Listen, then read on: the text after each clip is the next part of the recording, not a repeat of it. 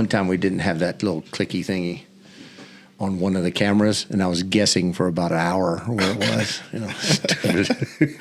was. So, all right, Kyle, welcome to another episode of Greybeard Syndicate, which is probably out of your wheelhouse. You probably don't have a bunch of old white guys with beards trying to interview for anything, but we were really looking forward to getting you here.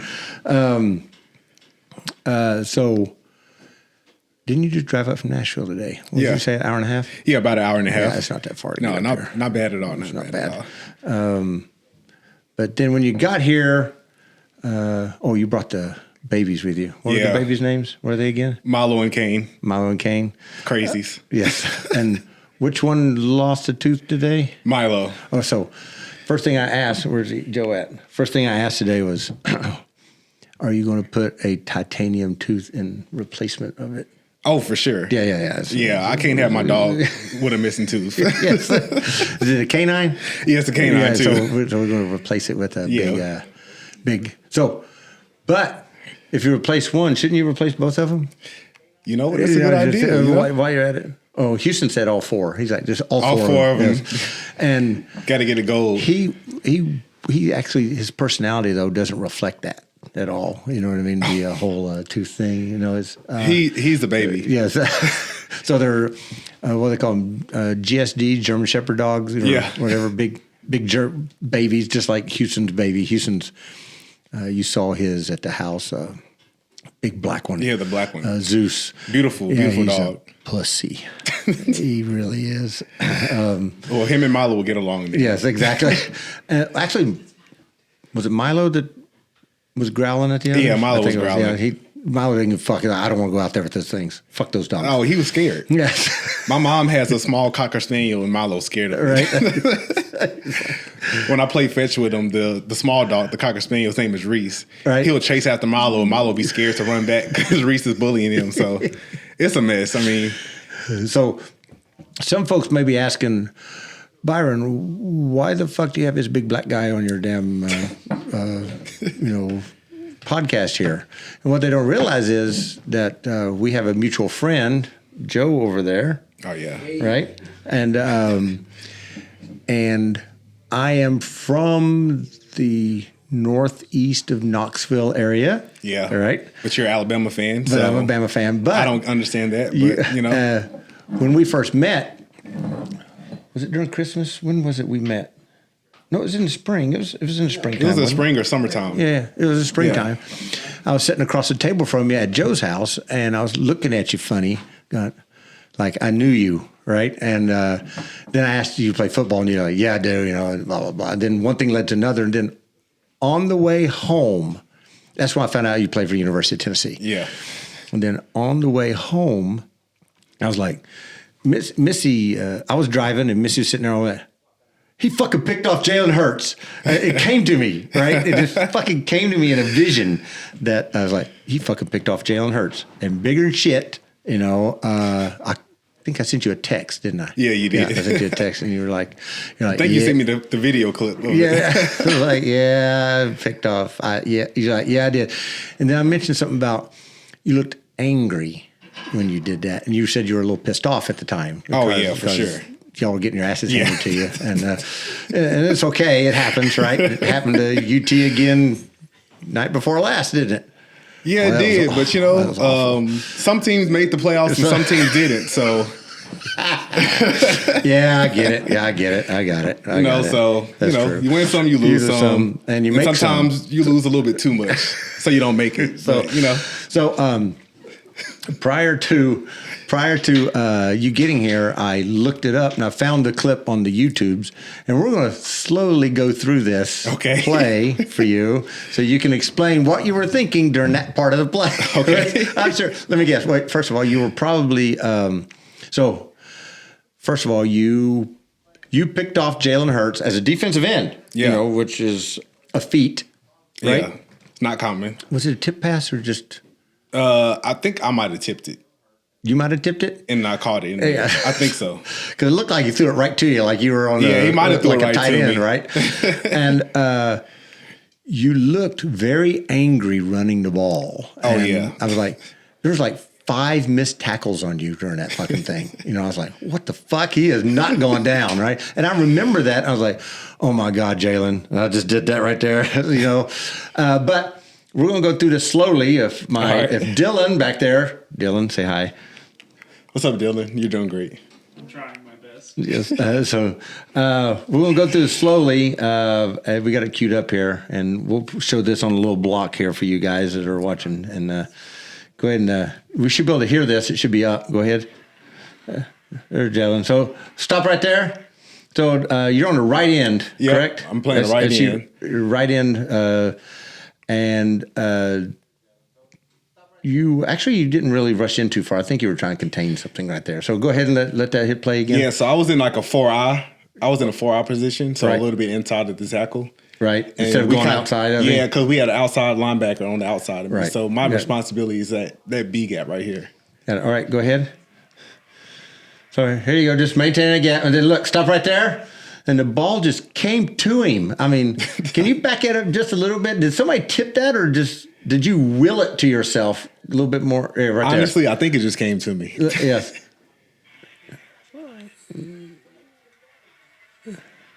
No, stop it. Stop it right there. It was tipped. It was tipped. Who was that? Do you know that guy? Back it up a little bit. I can't see the number right there. Yeah, he'll back it up a little bit. Yeah, I can't say. It's just a blur. That's a blur. So let it go a little bit. So right there, you should have been tackled there. You hold, stop. You should have let go of the ball on that second guy. He was trying to get the ball from you there, right? And you were like, no, fuck, I ain't doing that. You ain't getting this thing. And then I think this is Jalen trying to tackle you. What the fuck's he trying to do, right? He was trying to rip at the ball. Yeah, which is stupid because you've got it. The chances now, Jalen's a strong human being. Oh yeah, from the waist down. Yeah.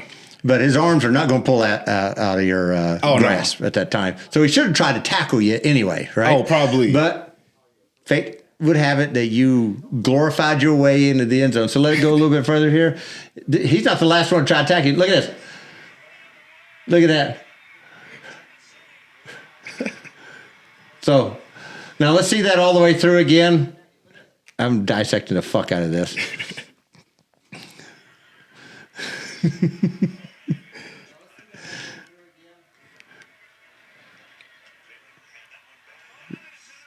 Look at it. 2, 3, 4.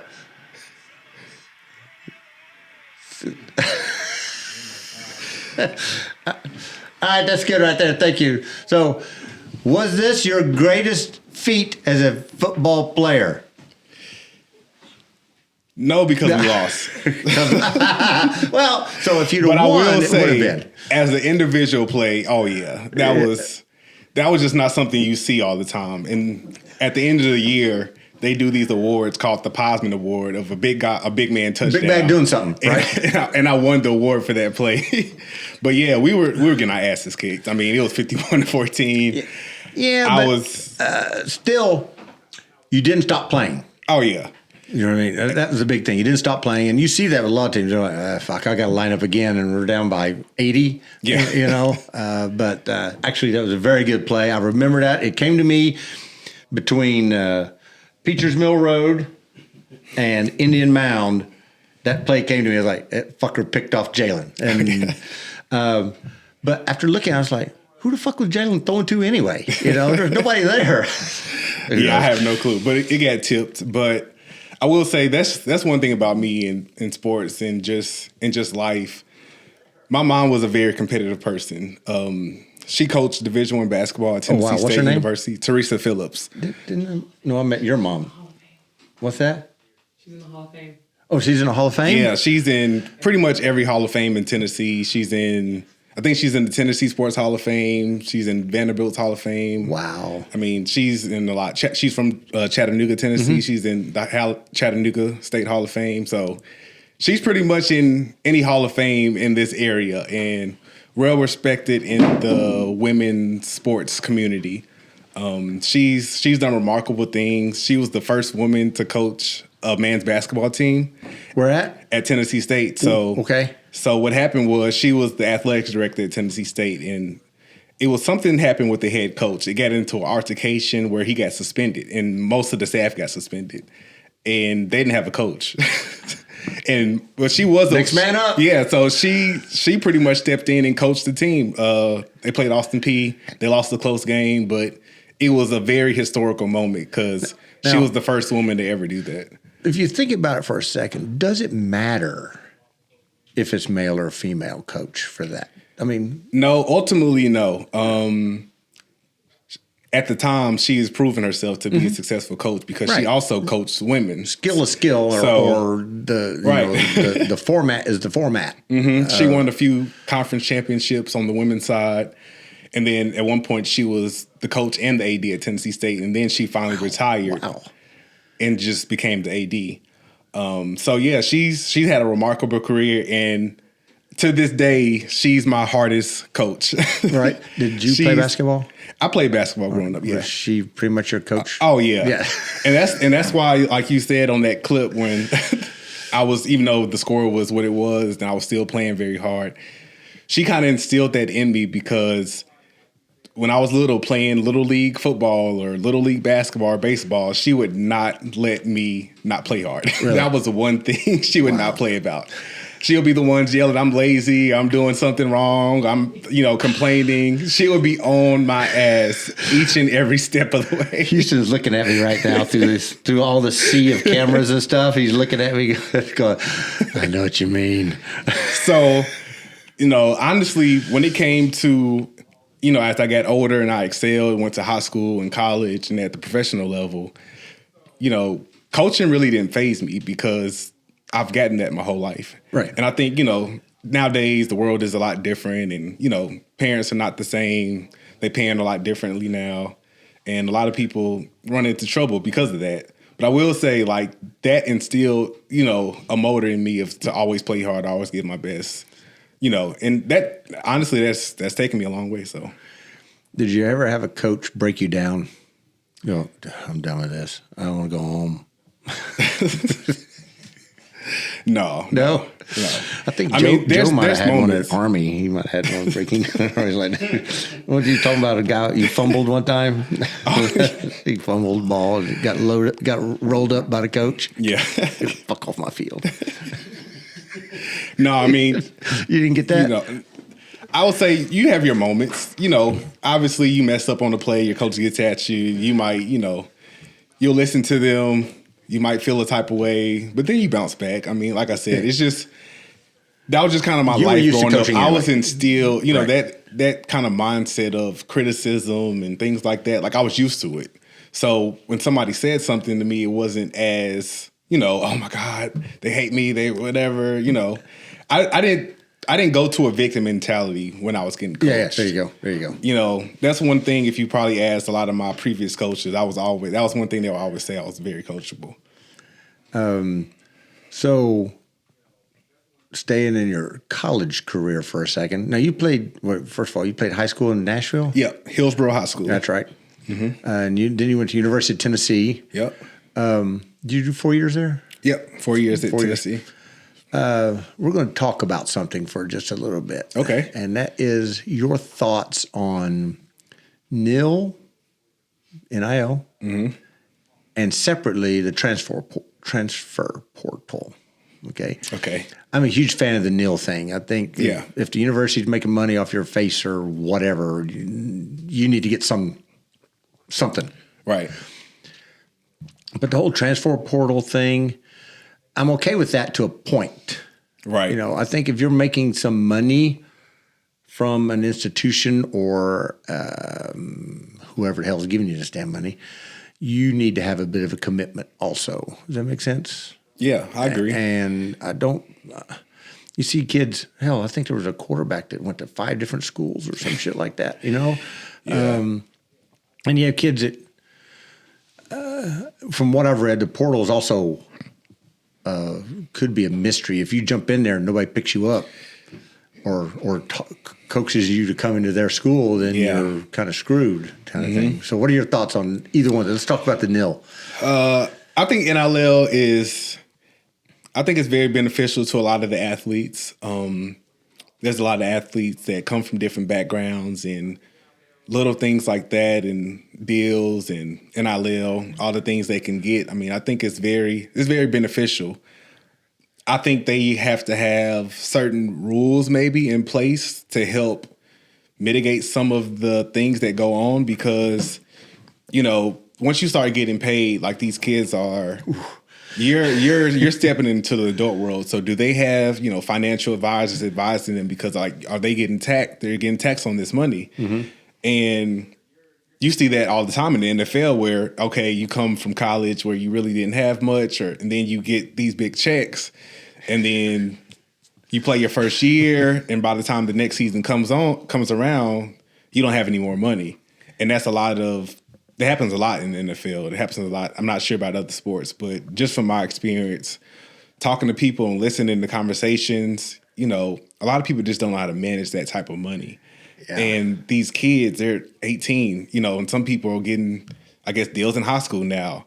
So it's like, who is really controlling this? And how do these kids have people in place to really look out for them in their future? Yeah, I don't mind. See, I fucked up. Touched my microphone. That's all right. I told you not to. Like I told you not to.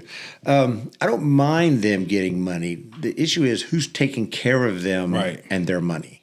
Mm-hmm. You know what I mean? I think they can get took advantage of easily. Oh, for sure. It's for sure. And, when money like that rolls in, especially, let's say, a family that wasn't sending their kid to what's one of those big old schools out west that they send kids to high school just to play. Mater Day. There's other ones. I think there's one in Florida too. That's like a prep school. Who can't afford to send their kids to there, and they were glad. They talk their youngin into take the money, go to this, whatever we can to get. When it may not have been the best decision for him. I don't know. Yeah. I'm not a college athlete. I was a Green Beret for a long time. So there you go. And I took the money, all of it, all the monies. And money now has become where it's like Alabama just had a kid that wanted to leave for more money, but he got talked out of it by what was his name, Ryan Williams. He got talked out of it. Ryan Williams talked to the other guy. He was like, just stay here, man. Let's make this happen. Yeah. That kind of thing. Neil's okay, I think. It just needs to be managed a little bit better, I believe. But who am I? Yeah, it definitely does need to be managed a little bit more. And I think one thing that people are going to start figuring out later down the line as this progresses is, it's taking a lot of the integrity out of a lot of the game and out of decision making and what's really best for your future. Because luckily, I went into my decision making before NIL. Mm-hmm. So I kind of got to just really have a perspective of what's going to be the best for me. Not what's the best for me right now, but what's the best for me long term. Mm-hmm. And that was pretty much my decision. What went into my decision making as far as what school I chose is, where do I feel the most comfortable? What school do I feel like could help me How the life fuck was after Knoxville football? That? Not just kidding. I mean, it wasn't Tuscaloosa, so and how can this school help prepare me for my future outside of football as well? Yeah. Because honestly, going into high school, I wasn't even going to play football. I really wasn't a big fan of it, and I honestly didn't think I was good at it. And so I had no recollection like I was going to play football in college. I was just playing for fun. Right. So let alone at the professional level. And my mom is actually the one that made me play football. I was a freshman or eighth grade going into ninth grade. Right. It was the summer of eighth grade going into ninth grade. They have football tryouts and a little camp for high school. You know why she did that? Oh, yeah, she because you sucked at basketball. That's exactly why she did that. She didn't want that coming back on her. That wasn't the truth. I don't blame you, Mom, at all. Nah, she'll tell you. She says to this day that I'm better than her at basketball. So, hey, watch your mouth. But she just knew the way I played basketball would translate really well to football. And obviously, like, I'm not 6'8", I'm not 6'9". Like, basketball was only going to take me this far. Mm-hmm. And I don't think she was really expecting me to play at the collegiate level or professional level either. She just wanted me to just try it. And mind you, I thought I sucked at football. I thought I sucked. I didn't really understand the concept. I just knew like you're just running to each other, hitting each other in the head. Right, That's all I knew at right. that point. So I really wasn't a big fan of it. And going 8th grade, going into 9th grade, I was at training camp for high school or whatever. And we all... Is this your first... This is my first day. First day of football? Of football, well, for high school, I guess. Okay, all right. So I played Little League here and there. Got it. And then I didn't play, then I played. So I just didn't like it for some reason. So this is like the first day of camp. And we do this 9-on-7 drill. And I was in 9th grade. And at the time, it was JV and varsity. We didn't have a freshman team. So we did a 9-on-7 drill. I was at defensive end, playing against JV. We probably ran 4 or 5 plays, and I made every single tackle for those 4 or 5 plays. All of them. And mind you, I thought I sucked. So I was like shocked at myself. I was like, how am I doing this? And then right after that drill, it was like, you're moving to varsity. So right after that drill, they was like, all right, yeah, you're going to play varsity. As a freshman. Wow. So I ended up not starting, but I ended up playing special teams on varsity. And then by the end of the season, I did start, yeah. So by the end of the season, I ended up starting after my freshman At Hillsborough. At Hillsborough, yeah. Okay. And then, was it your senior year? When did the college coaches come calling? So after my freshman year, after my freshman year, I had a great freshman year. Then we had a coaching change. So I really didn't have any film because the coaches were fired and things like that. So that next year, we had a new staff. That's when I ended up really playing as a sophomore and really dominating. And it might have been, I can't remember if it was my freshman year I started getting offers, but it was definitely my sophomore year. I started getting offers. Then Tennessee was actually my first offer. Really? Okay. So Tennessee offered me and Clemson offered me in the same day. Wow. And that's how... Way too much orange. Yeah, there's a lot of orange. And once the word got out that I got offered by those 2 schools, the next day I probably got like 10 other offers. Like within a week, I probably had over 20 offers. Wow. And it was overwhelming. Did you get help from mom on this? Yeah, I Who definitely helped you the most? Definitely her. Okay. I will say I had some great high school coaches that helped me out, and they were, rooting for me, wanting the best for me.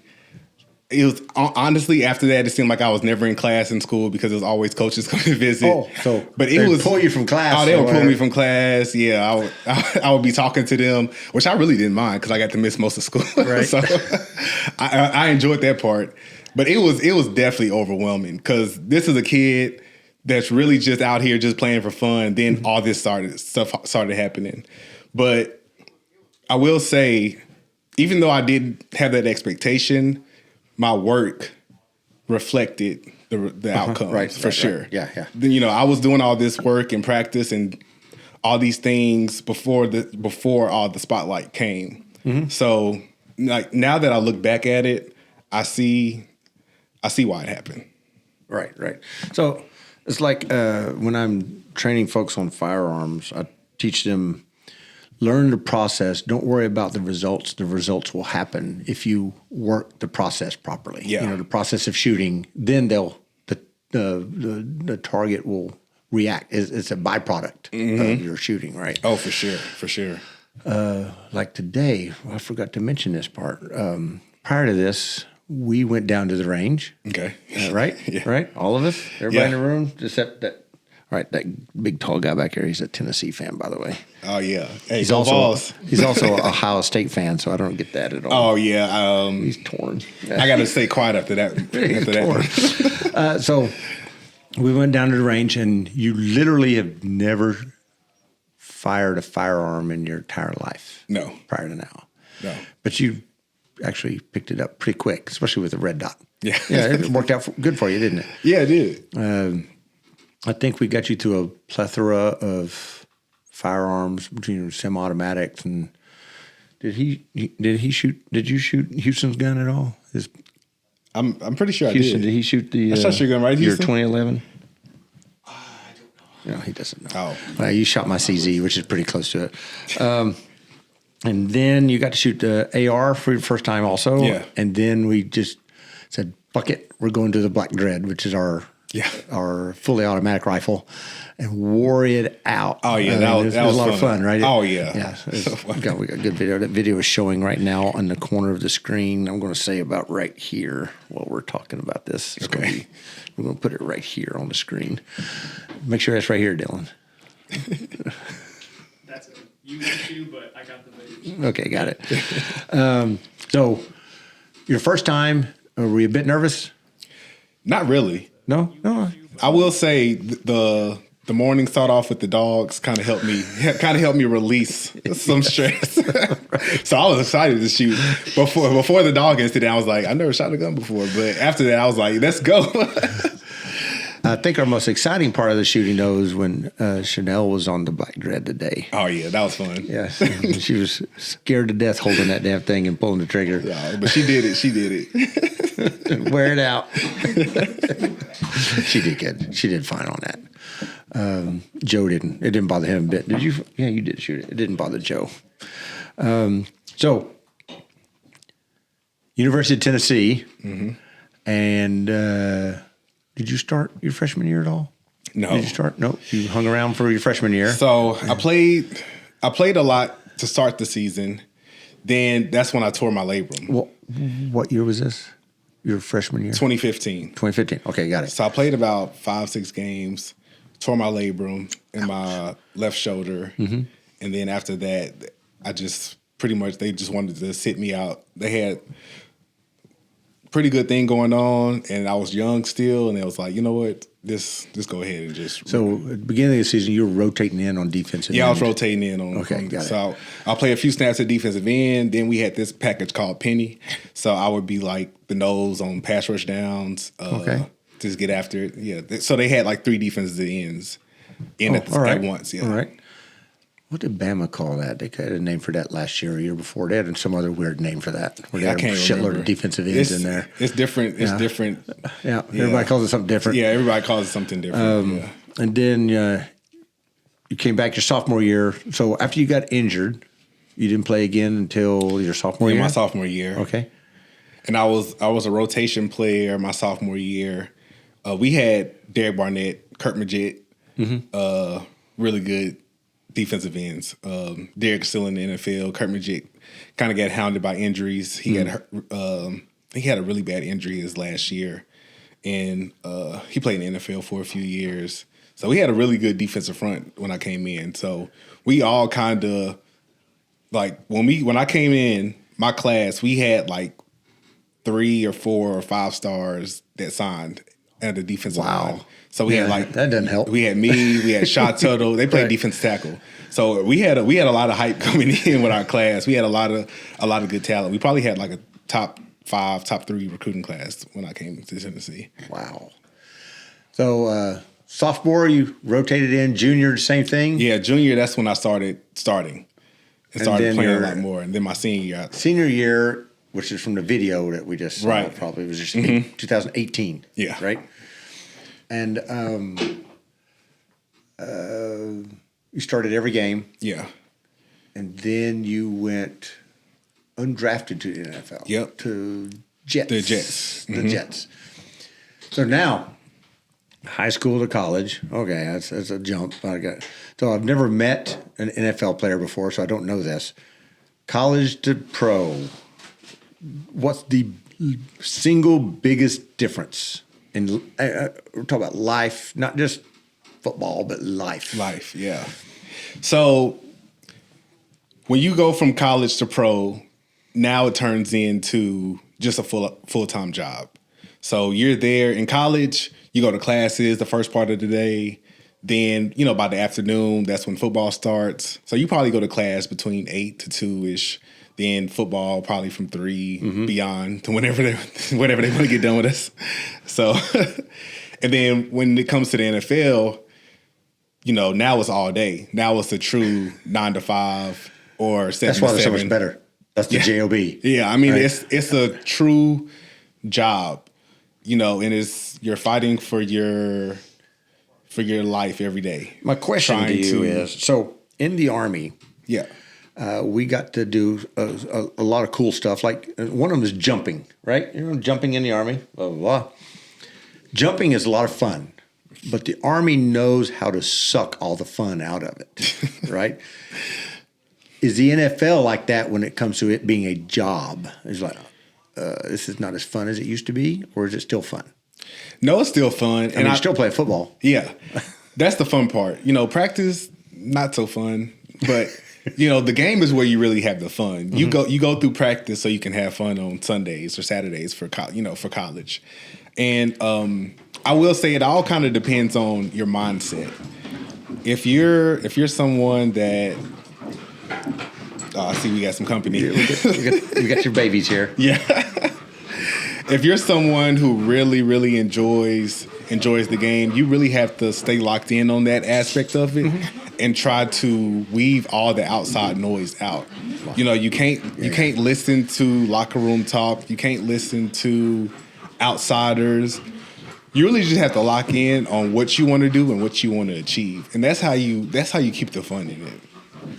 Yeah, to me, it just seems like it'd be not as fun as college, But if it's a job and you don't have to worry about grades,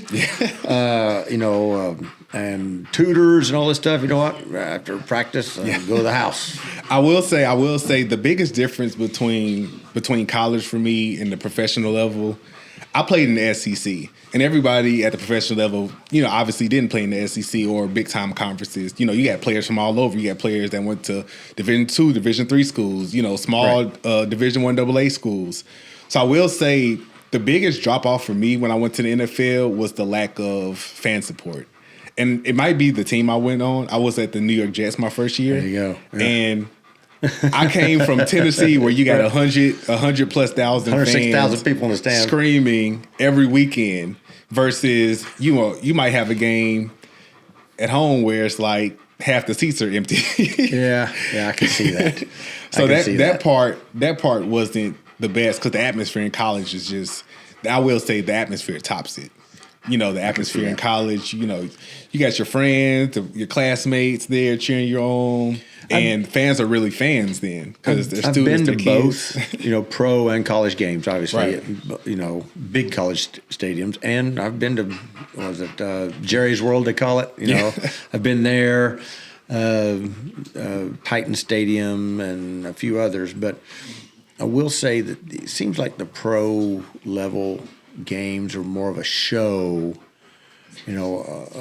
than college. It's more of a feeling. You're like, oh my God, this is so amazing to be in the stadium right now with this bands and the way the game is and the atmosphere is going. Pros, it's just I didn't feel it as much, Yeah, it's definitely college sports. It definitely gives more emotion. You get more emotion out of it. I believe. And then since the fans are so emotional and so into it, the players, you feed off of that. But I will say, like, as I learned as a professional athlete, you got to learn how to bring that out of you without any external factors. Right. Like without music, without fans. Like you got to really dig deep inside of you to really pull that out. Because it's all in all of us. You just got to find a way to pull it out yourself. Right. Yeah. So you were at the Jets during the COVID year then. Yep. So I bet it was really dull playing football during that time. Yeah. Luckily I got to experience it before COVID. And then my second year, that was the COVID year. So it was a huge drop off. Wow. So I will say that part, you definitely could tell it was missing a lot of energy during the COVID year without fans. Because it just felt like a scrimmage. In a lot of ways. So the fans do get you up. They do play. Yeah, they do. And when it's not there, it's different. It's definitely different. And like I said, that's when you really, that's probably honestly the time I really had to figure out, like, how do I get, like, internally get motivation to really like get juice. And that's like making a play. Like if you make a play, all right, now I got juice. I got to do it on my own now. I got it. So at the Jets, 4 years? I was there 3.5, 4 years. Something like that, yeah. And then did you get traded to the Saints? So my last year at the Jets, the last game, so I was undrafted. So undrafted guys, they're on 3-year deals. Most rookies, if you're drafted, usually like 3 or 4 year deals, whatever the case may be. So my last game of my last year, I tore my ACL. Oh, brutal. Yeah, like it was a mess. That was a really hard time. So what happened was we were playing the Bills. I tore my ACL, and this was, mind you, like we were getting whooped, and this happened within like the last 5 minutes of the game. Like the game was over, and it was like a sideline play, completely fluke injury, like something that probably shouldn't have happened, but it happened. But yeah, that's what happened. So after that, they didn't re-sign me. I went to rehab down in Miami. So I got surgery by Dr. Andrews in Pensacola, Florida, and I rehabbed and got better all the way up in Bommarito's in Miami, Florida. It's a little training facility that I train at. They also have, it's like a forced physical therapy there. They do a great job. So who pays for that? So they do. They pay for Jets that. So it's under workers' comp. Got it. So That's yeah. right. So everything was covered. Yeah. Okay. Good. Yeah. This is stuff that nobody gets to know or hear, but what's it like going through that, knowing that, what? Did you know at that time they let you go, and this is after you got injured, right? You got let go. Yeah. I mean, that's got to be rough. Yeah. You're like, now what the fuck do I do? Yeah. So the injury happened, I guess it was like last game of the season. So it was probably the first or second week of January. Was it in Buffalo? It was in Buffalo. So, and honestly, I had no clue. Well, I've never gotten a knee injury before. So I honestly didn't realize it was that bad because I was walking, I was doing everything. I ran off the field. I was going to go back in, but it was like, let's look at it after the game since the game was almost over. And that's when then after they retested it in the locker room, that's when they felt they felt like something was wrong. So the next day I went in, got an MRI. That's when I found out. And that was a feeling I don't want to feel again. Yeah, I know. It was gut wrenching because, mind you, the year before I had an awful leg injury. I broke my ankle. Oh, so and this is all on the same leg. So I broke my ankle the year before. I came back the next year, had a great season. So I had a great rookie year. My second year was okay. Got injured halfway through the year. Came back that next year. And was pretty much back to form that I was doing my rookie year. Like I was playing well. Like they were really happy with me, and they were honestly looking to re-sign me for the next year. And then that happens, and that's what really broke my heart. and that's when you find out it's a business. Oh yeah, I knew. Yeah, that's when I found out it was a for sure business, and I knew that. Yeah. I know how it works. I'm not. Yeah. Ignorant to what happens because I've seen it from other players. Yeah. But when it happens to you, it's like, I can't believe this actually happened. So you had a year off after that? So yeah. So I toured in January. I think I had surgery that next month in February. Stayed in Miami for the rest of the year to rehab. Then that next year going into training camp, that's when I signed with the New Orleans Saints. So you went to training camp for the Jets? Or no. So I sat out that next season. And you went to training camp where? With the Saints following year. Oh, okay, yeah. Got it. So I missed the year. The year I tore my ACL, I missed that whole season. Then the following season, that's when I signed with the Saints during training camp. All right. Yeah. And how long you were with the Saints? I was with them for a year. Mm-hmm. And that was 23? Yeah, last season. Yeah, I guess 23. Yeah. I'm bad with dates. I think that's right. Yeah, 23. But luckily, we just found out that you signed on December 8th. Was it my birthday? Yeah. Birmingham Stallions. Birmingham Stallions, right? Yep. Which has now become our favorite team in that league. Yeah. Magically. All right. So I guess y'all trying to keep me in Alabama. Yeah, that's right. So that because when I saw you the first time, you were looking for work, but you were like, I got another plan too, because you were looking at getting your MBA, right? Possibly, yeah.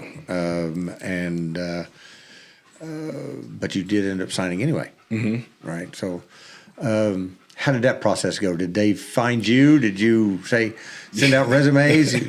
I was sending texts to guys, hey, sign this guy, and nobody replied to my shit. Yeah, so actually, like when I got hurt, and since I got hurt the last game of the season, nobody really knew I was hurt. So that year I missed, everybody was kind of wondering, like, why am I not on the team, especially for the year prior. It was like, why is this guy not signed anywhere? So they were reaching out to me and my agent the year I was hurt. So they were kind of contacting me and my agent that whole year I wasn't playing, trying to see, but then obviously, we kind of tell them that I was recovering from an ACL injury.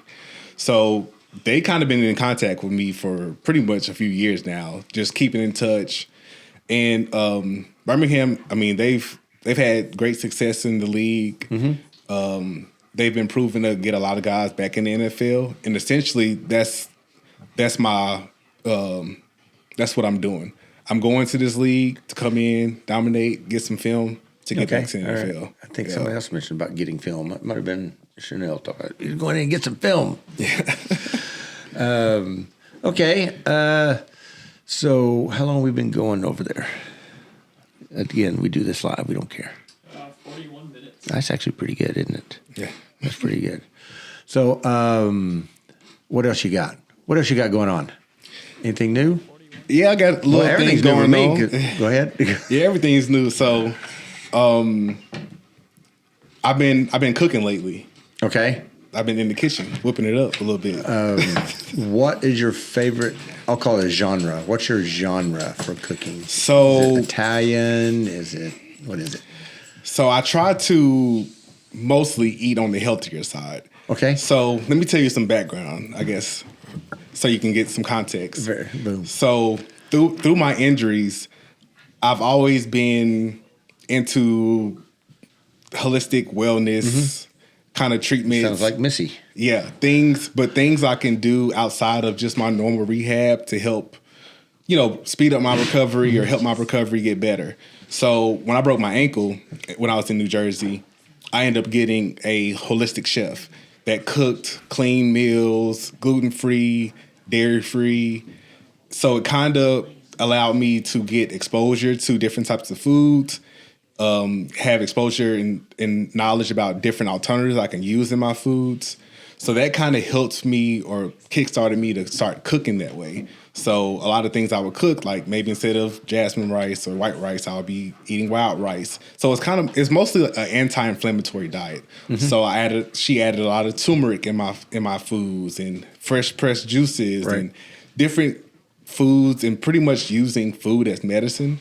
So I had exposure to that. And then after my knee injury, I got exposed to a sports practitioner that did all these gut testing and stool testing to see, and blood work, just to see what foods I'm allergic to, how much bacteria and bad bacteria I have in my gut lining. So essentially I was doing those things to heal my gut, repair my gut after I got my results, just to feel better, more optimal, to speed up my recovery, increase blood flow and things like that. So those are the kind of the things I try to implement in my foods while I'm cook. So I put different types of herbs, unique stuff in my foods just so I can heal through foods in the sense. Oh, your phone fell out of your pocket. Oh. That's okay. So Missy and I, we have a chiropractor friend in Bowling Green, Dr. Elkins. Yeah. And he, besides being a chiropractor, he's a nutritionist. And one time we were eating dinner or lunch with him here in Clarksville, and he watched me consume 2 desserts in one setting. All right. And it was originally 1 dessert, but I ordered 1 to go, and he and my wife were sitting there talking so much, and me and that dessert got bored. So you ate the one else for to go? I just opened it up and ate it too at the same time. And then he was like, oh no, we're done doing that shit. Doc did. And he did, again, a very extensive blood work on us. and came out with all this stuff we shouldn't be eating, not Right. just because we shouldn't be eating it, but based off of these results of this line item right here, this is what you need to eat. This is what you need to avoid for this line item to help Right. your gut or whatever, And he had some supplements for us, and a few things we eat for every meal, supplements, like enzymes and stuff like that. And it told me to keep my fat ass off the damn sugar, right? Yeah. And I ended up losing like 35 pounds in October. In that's a month, great. And felt better, kicking sugar to the curb, that kind of thing. And then Missy lost a shitload of weight too. But I've taken on carbs again, but not sugar constantly, right? Because when it comes to carbs like that, I feel that if you're trying to cut carbs in today's America, you can drink water and eat paper towels. That's about it. Everything's got a carb in it. Yeah, it right. does. And it's not necessarily bad either. No, it's not exactly. Yeah. It's just there's nothing wrong with eating Italian. It's just that you don't need to eat both those tiramisu desserts when you order them afterwards. That kind of thing. Hey, I just want to add for Doc Elkins, this is the same man. We went to lunch. He's lactose intolerant, has a really bad stomach. He's like, hey, what are you getting? I don't know. He gets buffalo mac and cheese. That's the kind of man Doc is. Okay. So Doc was motivating me the whole time. He would he'd send me texts of him eating a loaf of bread. Yeah. Pictures. Pictures of him eting pancakes. This is all when I'm on this diet, right? Yeah. And then he's trying to teach you. Yeah, and then he and I were in Bowling Green during a on this gun company, and we had a little show we had to go to as a vendor, and he bought some chicken, and we had some of the chicken. And when I got home that night here, I was looking everywhere for his chicken. I couldn't find it, and I sent him a text. I go, Doc, where's that chicken at? And he goes, I threw it away. I don't trust chicken. I was like, I understand, but it was cooked. I could eat it. And then he goes, it's past supper time, you fat fuck. So he was on me all the time, not just saying, here, go eat, take these supplements. Yeah. He was on my ass the whole time, and it worked, It's good. And that does work for military folks. They can take that, they expect that kind of treatment, that kind of thing. I don't know if football players expect that kind of treatment. But I always tell people that, the NFL and football in general and in the military, I feel like are very similar mindsets. I always say that. It's a lot of things that go hand in hand. Yeah, in the military, we call each other names all the time, bad names too, that if a civilian heard it, they would be going straight to HR. Oh, yeah. Right? Oh, yeah. Not in the military. We don't give a fuck. We are one solid team, and we may fuck with each other constantly, but we don't allow an outsider to come in and fuck with us. Yeah. Does that make sense? Yeah, it does. It does. So, yes, that's the military. So I guess football is pretty much the same. Oh, yeah, for sure. Yeah, it's the same. So cooking, because you had cooked something that you had at Joe's house too. So I guess I had some, I think it was a ribeye steak. Yeah. Yes. Yeah. Carnivore. Yeah. Oh, for sure. Carnivore True carnivore. That's right. But I will say, if it was one thing that I would say would be my specialty that kind of just happened naturally, I posted a short rib video a few weeks ago, and everybody was asking about it. Then my aunt had a Christmas party for her friends, and she asked me to cook that for her.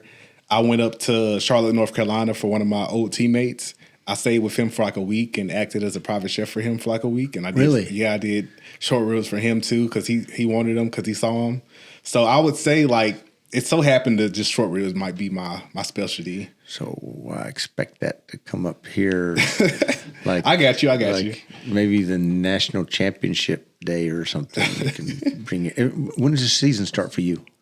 When do you have to start practicing all that? I think I'll have to report at the end of February. So the natty. I'll be over here. Then. Yeah. So we can come up Chanel, with something. did you get that? Y'all are coming up here for the natty, and he's going to do short ribs. That's what I got out of that conversation. Anyway. Did anybody else hear that different? Yeah. And she can vouch for me. They're good, aren't they? Yes. I didn't hear any. That's what I got out of that conversation. Yeah. Yeah, but so I will say, since I have during this transition of me getting ready for my next upcoming season, I have been cooking a lot. And I have an Instagram page that I made called Fill Your Cup. Fill Your Cup. Yeah. Okay. Like PHILLYACUP. So that's my handle on everything. And I made this page, it was around COVID time. Mm-hmm.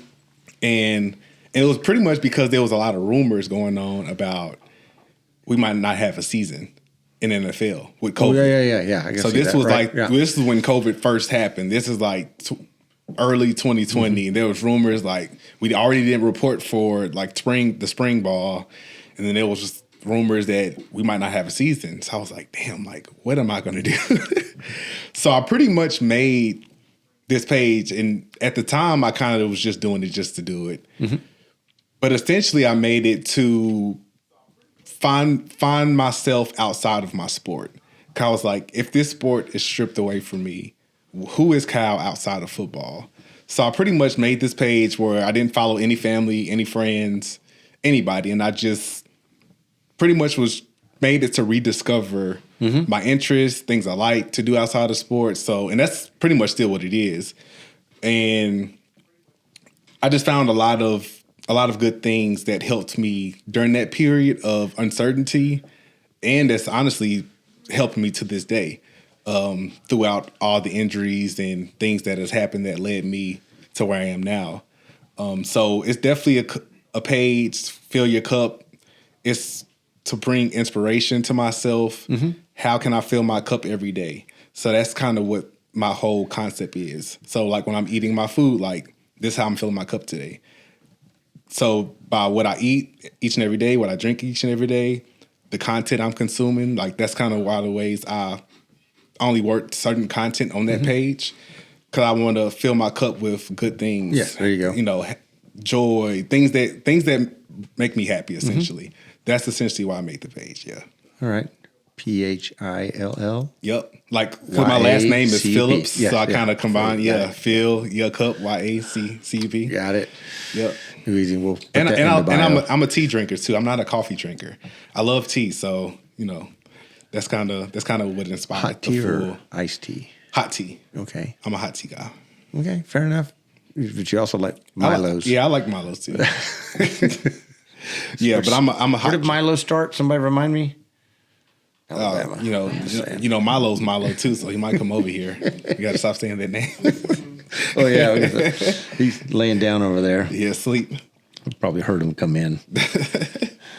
Everybody's good. Good. So I can't think of anything else that's going on. Do you like the set? What do you think of the set? Trying to make it 3D. Missy made me that helmet right there. It's made out of foam. No, the set's dope. Me and Chanel was talking about it earlier. We love the black paint and the setup, the bourbon and whiskey on the wall. Yeah. Like, it looks really good. We'll get you up here for the barber thing we're going to do too. Okay. Can I ask you a question then? Go ahead. So what is your life like after retirement? I hate civilians. That should be it. Okay. I hate civilians, all of them. No, So after retirement, I retired in November 2009. Believe it or not, that's a long damn time. And working with civilians is a pain in the ass. That was the hardest thing for me. I was ready to retire. 26 years was a long time. Yeah. I was ready to retire. But I was not ready for the whole working with folks that don't have discipline. Yeah. I think I mentioned this a while back too. It might have been with Kim Breed. In the military, if you're having a meeting and then they say, "Hey, I need that document by COB Friday," whatever. As soon as that meeting's over, we would go have that document in somebody's inbox as soon as the meeting's over. Not wait till the last minute type of thing, or not do it at all. Because in the military, if you didn't do it at all, or if it was late, you will hear about it in the next meeting and you will be held accountable. Right. Not in the civilian world. Yeah. So I can remember distinctly saying this, "Hey, Byron, I need that spreadsheet by Friday by COB." And it was in their inbox 30 minutes after the conversation. right? Yeah. And then Friday rolls around, and I get my ass chewed because I didn't have that document. I was like, "Have you checked your inbox since the last meeting?" And come to find out, they didn't even check that because it was in their inbox 30 minutes after that meeting. Yeah. And they're not used to that. Or colleagues of mine, we'll call them colleagues, so that's a loose term. Yeah. Me having to take up their slack because they don't care. They're not going to get fired. Yeah. And I have to take up slack, or other military folks have to take up their slack, or they're late. I hate late anything. Me and my wife was former military too, and 15 minutes early is on time. For everything. So if we ever come to Nashville to visit you and you say, "Hey, be here at 9," we'll be there at 8:45. Okay. Joe knows. And the other two probably don't know. Well, he might, but not that one down there. He doesn't. So that was an adjustment for me, was the discipline side of the house, Yeah. And I guess that was about the hardest thing. So yeah. I will say that's one thing about athletes and obviously people in the military. I feel like there's such a good person to hire because they have that level of accountability. Like if you're late as an athlete, you're running, you're doing up downs, you're doing, you're getting punished right then and there. It's no, oh, it's okay, just don't do it next time. It's like no. Or if you late to a meeting in the NFL, you might get a $15,000 fine. Ooh. Like that's how deep it goes. Okay, that's what was my Being next late question. to a meeting, that was you my get next fined question to you. $18,000. In college, you weren't late for shit. You were on a regiment. This and this. But in the NFL, you're an adult now. Yeah. You have a life outside of the NFL, and what's the repercussions for being late? Yeah. So is it they hit you in the wallet? Yeah. So every organization is different. Everybody does things differently. But the places I've been, you're late to a meeting, you might get the max fine. I will say every place is different. When I was at the Jets, they would do the max fine. It'll be between $15,000 to $18,000 if you're late to a meeting. One meeting. Ouch. Yeah. All right. When I was at the Saints, a lot of times they didn't hit people that hard. 15 to 18,000. That's a used car. Right then and there. Boom. Wow. It's coming out your paycheck. $18,000. Wow. So yeah, it's that serious. And I will say that it is the one thing, the difference. Like college, you're late. All right, you got to do runs, you got to up downs, and obviously you don't want to do that. But I'd rather do up downs than give away $15,000 to $18,000. They gonna hit you where it hurts, them pockets. Were you ever late? Oh no, No. never. In college, I was late one time. I was coming. It was a holiday, and I was driving back, and it was like a crazy wreck, and I was stuck in traffic for hours on I-40. Yeah, going to Knoxville, Yeah. And I was late, and I've never been late, never got in trouble ever. And they were like, they understood, but I still had to do it. All right. However, I had to be up. I had to be up at 5 o'clock in the morning that next day, pushing sleds. But hey, I did learn. it. Yeah. At that time, I was a senior. I was like, you know what, people were looking up to me, and I just knew I just had to do it. So it worked out. I crushed it. I finished first. So hey, you live and you learn. You live and you learn. Give yourself a little bit more time. Right. So, do we have any questions from the peanut gallery? Anything you might want to bring up or ask? What are you cooking besides short ribs? What do you cook besides short ribs? I cook everything: fish, chicken, steaks. Okay, let's get to chicken for a second. We, as a family, we raise our own chickens and slaughter our own chickens. Okay. Free range. We don't, there's no antibiotics, none of that stuff in our chickens. I love it. Yeah. And it's more natural. Yes, our chickens are not as big. I think our average is 5 pounds of chicken? Or chicken, a whole chicken is 5 pounds, which is like, I guess 2/3 the weight of one you buy at a Walmart or whatever. But those chickens at Walmart are different. Oh yeah, those chickens are on roids. Oh for sure.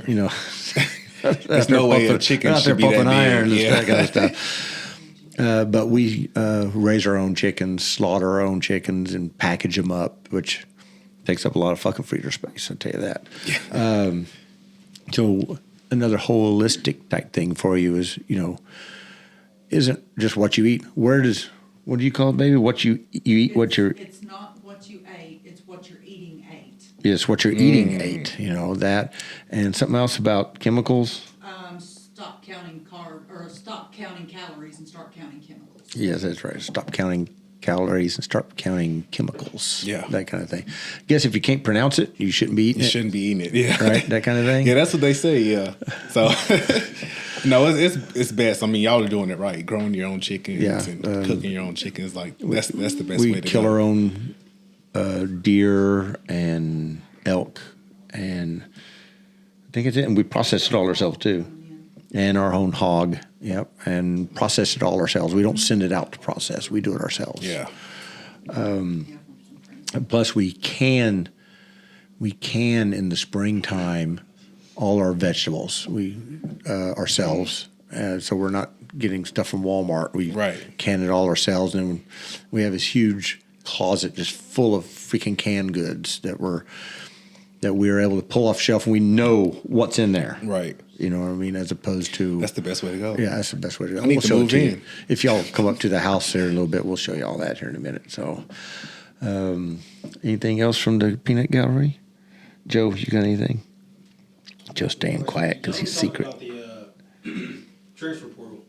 Oh, yeah, we didn't talk about the didn't transfer talk about portal. it. We did not. That's a good one. Thank you. He's been waiting on that. I know Byron's going to ask me something here in a minute. And then my next piece is why Army football is left out for college football players. Oh, that's another one too. So, and yes, don't let me forget that. So first, transfer portal. Byron's opinion doesn't really matter because I didn't play football, but I was in the Army, and yes, which is not the same thing, right? But you have kids now transferring over from. They're like, I don't like it here, or I'm not starting enough, or I'm not starting at all. I want to go somewhere else. What are your thoughts on to be able to just pull that trigger? Because I do it 3 times a year, 4 times a year. The window's open, and if you coach leaves, that's another 30-day window, like when Saban left. Yeah. What are your thoughts? So, I have mixed feelings about the transfer portal. If I had a transfer portal, I probably still wouldn't have transferred. I would have stayed. And here's why. But I can see why it's beneficial too. But this is why I would stay. I stayed because I believe in divine timing. And I believe in if you really put the work in and you do what you're supposed to do, things will pan out. I didn't get drafted. I had a lot of injuries and things that happened prior to me going to the NFL that led to me being undrafted. But when I got to the NFL, You still made it to the show. I made the roster as a rookie, and I had the most snaps on the defensive line as a rookie. Wow. Okay. So I think it's a sense of trusting the process too, and not trying to compare yourself to what the person next to you is doing, what the person across the country is doing, because everybody's path is different. And I feel like I just stayed on my path, and I think that's what led me to be able to come in and play right away at the highest level. I mean, there was players that was drafted well in front of me that hadn't touched the field, and I was getting the most snaps. So I think everybody's process is different, but I will say just coming from playing on 2 different teams and just seeing other guys on other teams, like you can be very successful in one system and leave and not be as successful, or you can, or it can be vice versa. Yeah, so exactly. I will say like that, all that stuff does matter in a sense. Like some people just thrive under certain systems better. Certain people thrive under different environments better. So if you really believe that you need a change of scenery, go for it. Go in the portal. Do what you got to do. But if it's I'm not playing enough but you're not doing everything that you could possibly be doing, I think that's the issue. Earn that spot. Yeah, like you got to wait your turn, and that's why Alabama was so successful. Even though I didn't go there, a lot of those guys, they came out of nowhere. There was the sophomore or junior, didn't even play the first 2 years. They played 1 year, balled out, in first round picks. And I think because they trusted that process, and I think now with the portal, it's kind of eliminating some of that. But I think some of it is I also had parents that were very disciplined and wanted me to, they weren't going to let me take shortcuts.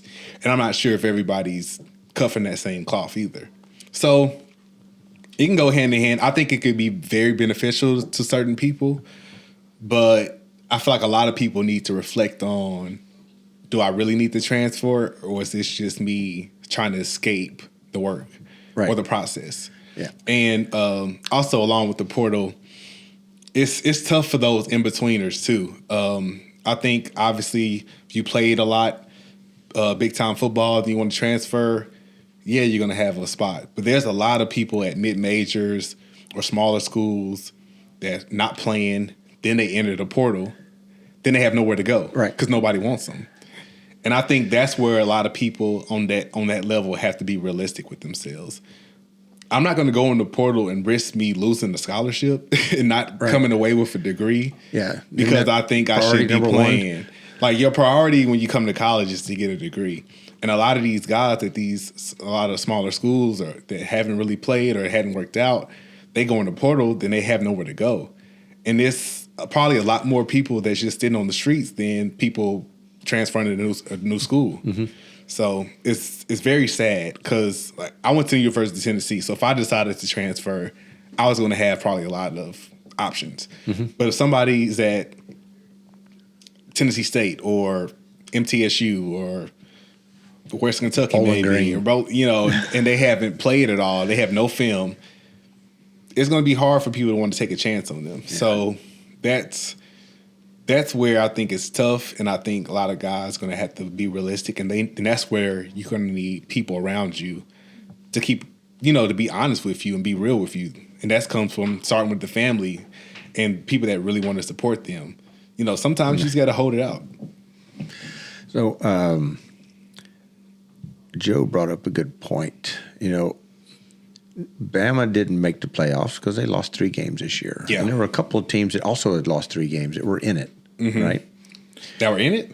Yeah, I think Clemson lost 3 games. Did they not? They won their championship. But they won their championship. So did, was it SMU lost 2 games? 2. Was it 2 games? But, where is this where, Army lost a game? Yeah. Right? They lost to Navy, but I don't think that one would have counted anyway. They wouldn't have played that game if they'd have made the playoffs. Army lost a game, and there wasn't nobody stopping Army. Yeah. Nobody stopped for that offense. Navy did, though. Navy, I don't know what the fuck happened there. But still, regardless of your record, they're going to take the teams that are going to sell tickets, I believe. And the whole bullshit about, best record, if that's the case, then there should have been a whole bunch of teams not in there. Is Army Division I? Yeah. Yeah, so why weren't they in this, top 12? I think next year is going to look a lot different, the way the playoff format is. Yeah. Especially based off of the games this past weekend. For one, I think the strength of schedule is going to be a bigger factor moving forward. Because there's already, because of like the Tennessee, the SMUs, and who else got Indiana. Yeah. It's like, for them, Alabama didn't make the playoffs, but look who they played. So if Boise State, Indiana, SMU, if they played that SEC schedule, are they still 11-1, right? 10-2, et cetera? So I think that's going to be a bigger factor because obviously I don't know what the outcomes of this next coming week is going to be, but you're telling me that Boise State's better than Ohio State, right? You tell so it's like how that school getting a bye? Yes, over that's my next thing, the buys. So could I definitely believe like Ohio State lost 2 games and they lost both of those games by like a field goal each. I mean, they were a good team. There's no way they shouldn't have been and they were in the top 4 all season long pretty much. They lost to Michigan at the end, so I guess that hurt them. But it's going to be different, I think, the whole next conference year. champ thing. So let's just take Tennessee, for instance, or any SEC school, any school, it doesn't matter. You have your conference schedule, and then you have maybe three non-conference games, Right. maybe 4. You can literally lose all of those non-conference games and win your conference and get a bye Yeah. because they don't count for the conference. Yeah. You know what I mean? So if you lost to, Middle Tennessee, you scheduled Middle Tennessee State, Bowling Green, and some other school, Right. and you lose all 3 of those games, but you've only lost one SEC game, and you're playing for the SEC championship, and you win it, you get a bye in the playoffs right now. A bye. Yeah. The fuck? That's crazy to me. You know what I mean? That's crazy to me. Because Boise State, they're a hell of a team. Mm-hmm. They're a hell of a team. And I think they're probably going to put out a good show this upcoming week. But they really deserve a bye over Ohio the Ohio State Yeah, that has this schedule. Ohio State didn't win their conference. Right. I got it. But it should be the top 4 teams. It's the way Right. it is in the pros.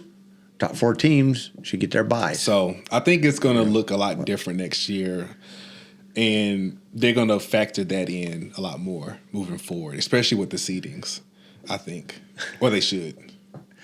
So in the pros, it's you win your division, but all games count. Yeah. All of them. Mm-hmm. So those, you have your division winners, but that, you have that top one, I think, that gets a bye. Yeah. The top one. And it's based off record. Yeah. I mean, I've never came close to winning a division, so I might can't tell you too much. Poor Jets. We always been at the bottom. Poor Jets. Look, we was screaming if we got a game going, Let's watch the Jalen Hurts interception again. No, I'm just kidding. Anything else? Oh, you brought it up. Don't worry about it.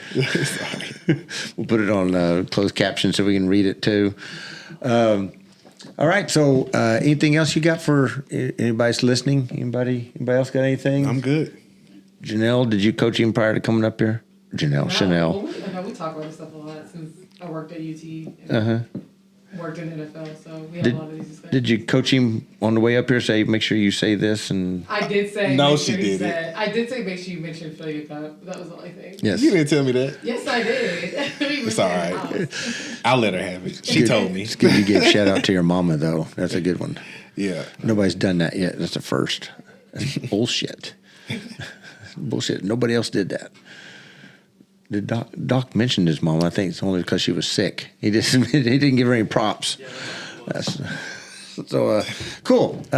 Anything else you got? What are we looking at? Hour and 13 minutes. Oh, sweet. Perfect timing. So, not that I'm trying to time anything, but we're going to go back to the house and eat something. I'm a little hungry. Oh, yeah. Aren't you hungry? Yeah. What'd y'all have? Y'all had chicken on the way down here. Yeah, we did. Processed chicken, too, from Yeah, Popeyes. very processed. Over-processed chicken.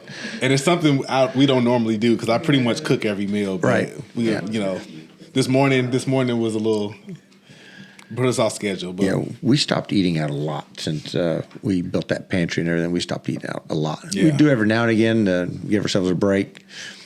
I think the last thing we ate, she doesn't want again. What did we have? Mexican. Yeah, we had Mexican the other night. It wasn't very good. yeah, we try to only go out if it's something like Japanese cuisine or stuff like that. Ain't we doing that tomorrow? Yes. Yeah, that's our Christmas Eve. Yeah, we love pho. Yeah, That's our favorite. What is it? Pho. Pho? It's like a Vietnamese like soup. You can get whatever you want. You can get beef, chicken, shrimp. Didn't they have that in Clarksville? I didn't even tell you. I got some more stuff I can say. Go ahead. So I went to Vietnam in college too. Ooh, all right. So I think it was my junior year. I was in this program called Vol Leaders. So your coaches from each sport at the university, they picked 1 or 2 players, depending on the size of the sport, to join in this program. I guess people that they deemed as leaders and they deemed as people that they want they have a standard for their program, essentially. So I was one of the players that our coaches picked to join this program called Vol Leaders. So you jumped on it. Yeah, well, I don't know if I really had a choice. But no, I loved it. It was a great experience. So what we did was it was a whole course. So it was a whole semester. We learned about leadership styles, how to become a better leader. We would do community service out in the community of Knoxville and on campus. And then that summer, after the semester was over, we ended up taking a 2-week trip to Vietnam. So we had all these events planned. We went to orphanages down there, helping kids, playing sports. Went to the Paralympics Center down there in Vietnam and got to play games with kids and adults that participate. So it was a life-changing experience for sure. It was fun. It was a work the whole time, but it was fun. And that's where you got the Asian food craving. And honestly, I didn't appreciate it at the time then. I guess I was so young, but now as my palate matured, I really have a true appreciation for it. I love it. Yeah. Well, they do live longer than us. Yeah, it's a reason. Tell you something, right? Yeah. Well, the culture is just so different. You know, we go everywhere. We are driving in the car. They're walking a lot. They're eating a lot of different foods that are a lot healthier than Popeye's chicken that I had earlier. So it's good though, wasn't it? It was good. You know, so, and that's another reason why I drink hot tea, broth. That stuff is just better for your digestion versus cold food, especially in the wintertime. And so I just like to try to eat on the healthier side 90% of the time. And then 10% for emergencies. You know, I might have to stop at Popeye's chicken on the way. I drive to Indian Mound. You know? Where'd y'all stop? Clarksville? Yeah. We got off of Rossview exit. Okay. So, yeah. That's it. Yeah. That's it. What else? What else you got? I think that's it. That's it? Yeah. All right, cool. So, Fill Ya Cup. Yep. PHILLYACUP on the grams. Yep. Right? On everything. What else you got? Is there a YouTube? Coming soon. Okay. I'm making a YouTube soon. You want to make it the same thing, though? Fill Ya Cup. All right. Yeah, and I'm on TikTok, Fill Ya Cup.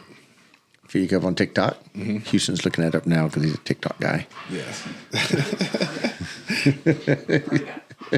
Well, you said he already got it. Just fucked up.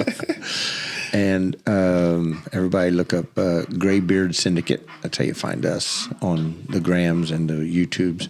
This will also probably go on the Spotify thing. Okay.